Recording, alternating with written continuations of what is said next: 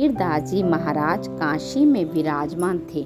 लाखों की भीड़ जुटने लगी। उनका अद्भुत प्रकाश प्रकाशित हुआ। लाखों की भीड़ लग जाती। प्रकाश तभी प्रकाशित होता है जब चिरानंद भगवान में प्रवृत्ति हो। अपने कर कमलों से बुनकर कबीरदास जी वस्त्र बाजार बुनते और बाजार में बेचते, मूल से धागा खरीदते और जो मुनाफा होता संतों की सेवा करते थे। एक दिन पूरा थान लेकर गए और संत भगवानों की मंडली आ रखी थी। संत भगवान के जो मुखिया थे वो आए, ये पूरा वस्त्र दे दो, सबकी लंगोटी और अचला का काम करेगी साधु संतों की। अब दे दिया। अब जब मूल ही नहीं मिला तो मुनाफा भी क्या होता और घर क्या चलता। मूल होता था, धागा खरीदते थे, मुनाफे से घर चलता था और संतों की सेवा होती थी। अंत में जाकर बैठ गए और नाम जपने लगे। कई संत समय से आ गए। जहाँ बहुत श्रद्धा से सेवा होती है वहाँ संत भगवानों की कृपा होती है। भगवान तत्काल गाड़ियों में आटा, चीनी, घी, एक एक गाड़ी सब सामग्री भर कर के पहुँचे। कबीरदास जी की माता जी थी, उनसे कहा कि आज वो नहीं आ पाएंगे, किसी कार्य में हैं। ये सब गाड़ियों में सामान भेजा है। आज बहुत मुनाफा हुआ है। बहुत धनी को वस्त्र उन्होंने बेचा है, जबकि एक मूल भी नहीं मिला था। संत को ही दे दिया था उन संतों को। स्वामी होते हैं स्वयं हरि। बहुत बड़े धनी से सौदा हो गया था, सौदा हुआ था। स्वयं हरि तो धनी हैं। खूब गाड़ियाँ भेजी और कहा जब तक वो नहीं आते तब तक ये सब सामान काशी में जितने ब्राह्मण संत हैं उनके यहाँ सीधा भेज दो। एक को तो हैं सूचना देने वाले संतों में। पूरी काशी में कबीरदास जी इन्हीं आटा और दो दो सोने की मोहरें स्वर्ण की भेंट में दे रहे हैं। कबीरदास जी एक झाड़ी में छिपे बैठे थे, भजन कर रहे थे। वहां से कई लोग निकले, बोले धन्य है कबीरदास जी, कितनी सामग्री उत्साह पूर्वक बांट रहे थे। अरे भाई, हम तो सोचा ही नहीं था, सामग्री तो मिली, सोने की मोहरें भी मिली। कबीरदास जी ने मन में कहा हम तो यहाँ छिपे बैठे हैं, खुश था ही नहीं, ये कैसे।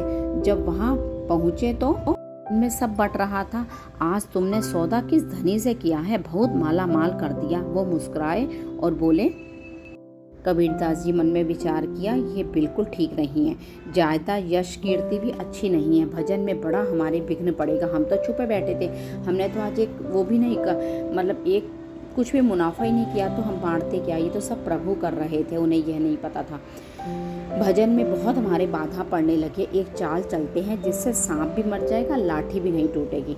काशी में वैश्याएं तो रहती थी, उनके यूं ही गए, खड़ी हो गई दंडवत करके। महाराज, आपका दर्शन तो यहाँ उचित नहीं है, कोई देख लेगा तो अश्रद्धा कर लेगा। हम लोग ऐसी नीच मानी जाती हैं समाज में। उन्होंने कहा नहीं, हम तो आए ही हैं आपके सानिध्य की याचना करने। उन्हें समझ में नहीं आया कि इतने बड़े महापुरुष वैश्या के सानिध्य में। बोले अगर आप एक सहयोग कर दें तो हमारा। तो बोली हाँ, बहुत बड़े विघ्न पड़ने लगा है हमारे वचन में, बहुत भीड़ इकट्ठा होने लगी है। तुम केवल थोड़ा सहयोग कर दो कि काशी की 2-4 गलियों में प्रधान में हमारे गले में हाथ डाल करके बस चल दो, और सब हम संभाल लेंगे, सब खत्म हो जाएगा। महाराज, भीड़ भाड़ कहाँ, महाराज कोई पूछेगा नहीं। बोले इसीलिए तो हम कह रहे हैं, हमें पूछा न बस इसीलिए। तो वो बोली महाराज, हम तो निर्लज हैं, जहाँ चाहोगे हम चल देंगे। के साथ हमें और क्या चाहिए। गंगा जल भरा थोड़ा, उसमें रंग मिलाया, बीच बीच में गंगा जल का घूंट और चलने लगे। राजा तक काशी नरेश ने जब यह सूचना शिष्य से मिली, उन्हें ऐसा कैसे कर सकते हैं गुरुदेव, लाखों की श्रद्धा का क्या होगा। आज गुरुदेव ऐसे कैसे कर सकते हैं, कोई दंडवत प्रणाम नहीं। अब कुछ जो भगवान जन थे वो कई लोगों के मन में आया, नहीं भाई, कुछ भी हो, ये उनकी लीला है। हमारी दृष्टि में तो जो जैसे वो कल थे वैसे ही आज हैं। अब राजा की अश्रद्धा हो गई, ऐसा नहीं हो सकता गुरुदेव, ऐसा नहीं कर सकते। मन बड़ा खिन्न हुआ। वहाँ कबीरदास जी गए, उतर के ना कोई साष्टांग दंडवत किया, ना कुछ किया। तभी कहते हैं ना, गुण मांगी संसार गुण मांगता है इंसान का। भक्त तो केवल भगवान ही जानते हैं भक्त के मन की बात को। थोड़ी देर खड़े रहे और फिर कमंडल से जल लिया। बोले शांत। उन्होंने कहा महाराज, अब ये क्या लीला है, अब क्या जताना चाहते हो। तो उन्होंने कहा हमने तो देख लिया है ना सब आपकी करतूत को। आपको? बोले, तुमने देखा ही नहीं, जिस समय सेवा में थे उस समय जगन्नाथ भगवान के वस्त्र में आग लग रही थी, उसे बुझा रहे थे हम।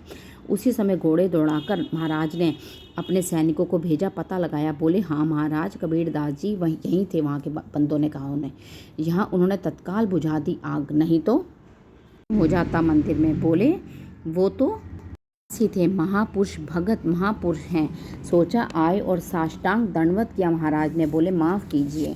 बोले, आपको मैंने अपना यह परिचय इसलिए दिया है, अगर राजा धन भ्रष्ट हो जाएगा तो ठीक बात नहीं है। ये तो बावरी प्रजा है, भक्त को केवल श्री भगवान जानते हैं। यह भक्त खुद से परिचय करा दे तो, अन्यथा भक्त को जानना बड़ा कठिन है।